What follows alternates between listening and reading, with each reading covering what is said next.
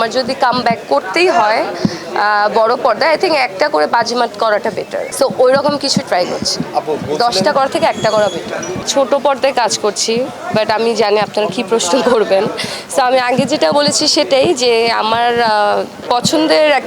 পছন্দের যদি গল্প, মানে গল্প আমার অনেকজনের সাথে কথা হয়েছে, আসলে 4-5 জনের সাথে কথা হয়েছে, বাট আমার গল্পটা আমি প্রেফার করছি। সুনামধন্য নায়িকা বলতে যাদেরকে বোঝায়, মানে যে কয়েকজনই আছে আমার দেখা মতে, তো আমি দুটো সিনেমা দেখেছি এখন পর্যন্ত।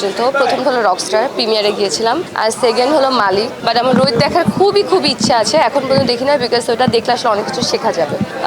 আসলে আমি অ্যাজ আ দর্শক হিসাবে দেখি, তো আর্টিস্ট হিসাবে দেখি, দর্শক হিসাবে দেখি, সব কিছু মিলে আমার কাছে মনে হয়নি যে কোনোটাই খারাপ। এখন আপনি অ্যাকচুয়ালি কোনটার কথা বলছেন আমাকে একটু ইনডিরেক্টলি বললে আমি বলতে পারি। আপনি যার কথা বলছেন আমি আসলে ছোটবেলা থেকে তাকে চিনি, আর আমার তাকে খুবই পছন্দ ছিল। তার একটা গানও আছে আমাদের মেগাস্টারের সাথে, আমার খুবই পছন্দের গান ছিল। বাট এটা আসলে তার চয়েস, যে এখন সে কেন এরকম সিনেমা করছে। আমারও অফার এসেছিল, বাট আমি বললাম না যে আমি যদি একটাও করি সেটা 6-7 মাস পরে প্ল্যান করে সে একটাই আই থিঙ্ক বেস্ট করার ট্রাই করবো। অ্যাটলিস্ট কাউকে হতাশা করবো না।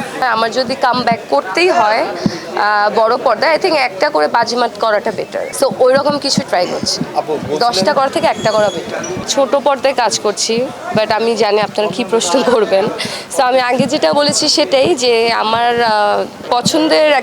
পছন্দের যদি গল্প, মানে গল্প আমার অনেকজনের সাথে কথা হয়েছে, আসলে 4-5 জনের সাথে কথা হয়েছে, বাট আমার গল্পটা আমি প্রেফার করছি। সুনামধন্য নায়িকা বলতে যাদেরকে বোঝায়, মানে যে কয়েকজনই আছে আমার দেখা মতে, তো আমি দুটো সিনেমা দেখেছি এখন পর্যন্ত। প্রথম হলো রকস্টার, প্রিমিয়ারে গিয়েছিলাম, আর সেকেন্ড হলো মালিক। বাট আমার রোহিত দেখার খুবই ইচ্ছা আছে, এখন পর্যন্ত দেখি না, বিকজ ওটা দেখলে আসলে অনেক কিছু শেখা যাবে।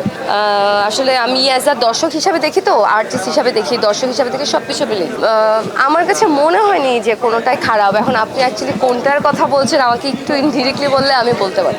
আপনি যার কথা বলছেন আমি আসলে ছোটবেলা থেকে তাকে চিনি, আর আমার তাকে খুবই পছন্দ ছিল। তার একটা গানও আছে আমাদের মেগাস্টারের সাথে, আমার খুবই পছন্দের গান ছিল। বাট এটা আসলে তার চয়েস, যে এখন সে কেন এরকম সিনেমা করছে। আমারও অফার এসেছিল, বাট আমি বললাম না যে আমি যদি একটাও করি সেটা 6-7 মাস পরে প্ল্যান করে সে একটাই আই থিঙ্ক বেস্ট করার ট্রাই করবো। অ্যাটলিস্ট কাউকে হতাশা করবো না।